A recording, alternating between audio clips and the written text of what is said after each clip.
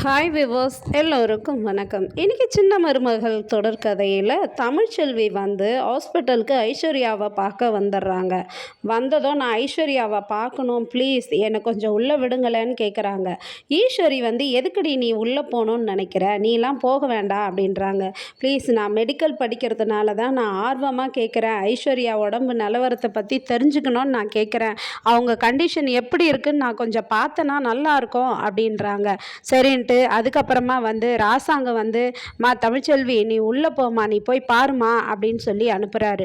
உள்ளே போனதும் தமிழ்ச்செல்வி வந்து ஐஸ்வர்யாவை பார்க்குறாங்க. அப்புறம் ஐஸ்வர்யாவுடைய ரிப்போர்ட்டெல்லாம் பார்க்குறாங்க. அவங்க சிஸ்டர்கிட்ட சொல்லி கேட்டு வாங்குறாங்க. நான் வந்து மெடிக்கல் ஸ்டூடெண்ட்டு தான், அதனால தான் அவங்க கண்டிஷன் எப்படி இருக்குன்னு தெரிஞ்சுக்கிறதுக்காக கொஞ்சம் ரிப்போர்ட் கொடுங்கன்றாங்க. அந்த சிஸ்டரும் யார்கிட்டையும் சொல்லாதீங்க மேடம்னு சொல்லி ரிப்போர்ட் கொடுக்குறாங்க.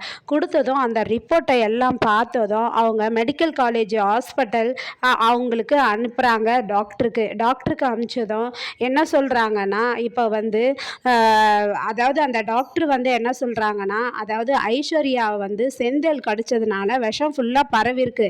ஆனால் அவங்களுக்கு சரியான ட்ரீட்மெண்ட்டு தான் இப்போ அங்கே போயிருக்கு.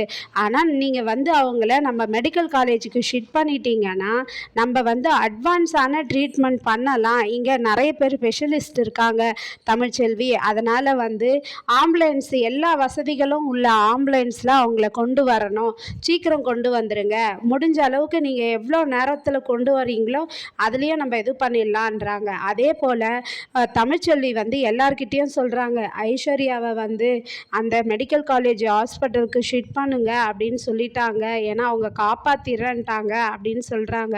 அதுக்கு வந்து ஈஸ்வரி ஒத்துக்கவே இல்லைங்க. அதுக்குள்ளே ஐஸ்வர்யாவுடைய அப்பா அம்மாவும் வந்துடுறாங்க அந்தமான்லேருந்து. என் பொண்ணுக்கு என்ன ஆச்சு தெரியலையே, என் பொண்ணு எப்படி இருக்கா மாப்பிள்ளை, எனக்கு என்ன ஆச்சு தெரியலையேன்னு அவங்க அழுகுறாங்க. ஐயோ ஒரே ஒரு பொண்ணாச்சே அப்படின்ட்டு. அப்போ வந்து ஈஸ்வரி என்ன சொல்கிறாங்கன்னா, மீனாட்சியை காப்பாற்ற போனால் மீனாட்சியை வந்து தேள் கடிக்கிறதா இருந்தது, அந்த தேலை தட்டி விட்டதுனால ஐஸ்வர்யாவை கடிச்சிருச்சு அப்படின்னும் சொல்கிறாங்க. சொல்லிவிட்டு குடும்பமே எல்லாம் அழுகுறாங்கங்க. ஐஸ்வர்யானுடைய நிலமை கிரிட்டிக்கலாக இருக்குது. அப்போ இது மாதிரி விஷயத்த தமிழ்ச்செல்வியும் சொல்கிறாங்க. சொன்னதும் அதெல்லாம் இல்லை, என்னடி நினச்சிட்ருக்க, இது ப்ரைவேட் ஹாஸ்பிட்டலில் இல்லாத வசதி உன் மெடிக்கல் காலேஜில் இருக்கா, நான் அனுப்ப மாட்டேன், ஐஸ்வர்யாவை இங்கேயே வச்சு ட்ரீட்மெண்ட் பார்க்கலான்றாங்க. ஆனால் சேது என்ன சொல்கிறாருன்னா, அப்போது ராசாங்கம் கேட்குறாரு, சேது நீ என்னப்பா நினைக்கிறேன்னா, அப்போ ஐஸ்வர்யாவை அங்கே மெடிக்கல் காலேஜில் காப்பாற்றிடுவாங்கன்னா நம்ம அங்கேயே கொண்டு போகிறது தான்ப்பா சரி, ஆனால் இந்த ஹாஸ்பிட்டலில் இருக்கிற டாக்டர்கிட்ட பேசலாம்ப்பா அப்படின்றாங்க. உடனே டாக்டரை கூப்பிட்டு அனுப்புகிறாங்க. டாக்டரும் வராங்க. வந்து என்னங்க விஷயம் சொல்லுங்க அப்படின்னு சொல்லி கேட்குறாங்க. அப்போ தமிழ்ச்செல்வி வந்து எங்கள் மெடிக்கல் காலேஜுக்கு நாங்கள் ஷிஃப்ட் பண்ணலான் இருக்கேங்க, நான் செகண்ட் இயர் மெடிக்கல் ஸ்டூடெண்ட்டு தான் அப்படின்றாங்க.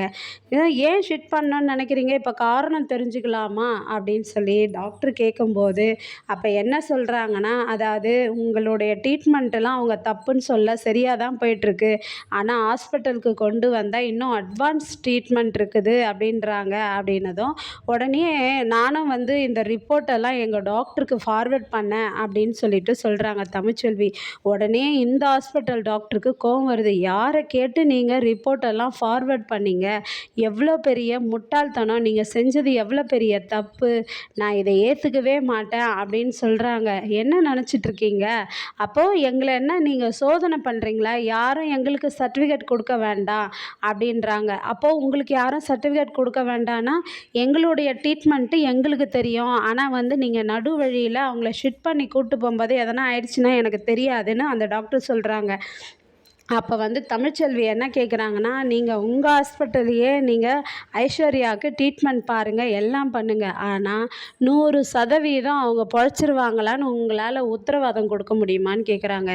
வாட் நான்சென்ஸ், நான் எப்படி அதை கொடுக்க முடியும்ன்றாங்க. அப்போது எங்கள் மெடிக்கல் காலேஜ் டாக்டருங்க எங்களுக்கு உத்தரவாதம் தராங்க 100% காப்பாற்றலான்னு சொல்லிட்டு, அப்போ நீங்கள் அனுப்புங்கன்னா சரி நீங்கள் கொண்டு போங்க, போகிற வழியில் எதனா ஆயிடுச்சுன்னா எனக்கு தெரியாது அப்படின்ட்டு நீங்கள் தான் இந்த முடிவு எடுத்தீங்கன்னு எழுதி நான் கையெழுத்து வாங்கி கொடுத்துருவேன்றாங்க.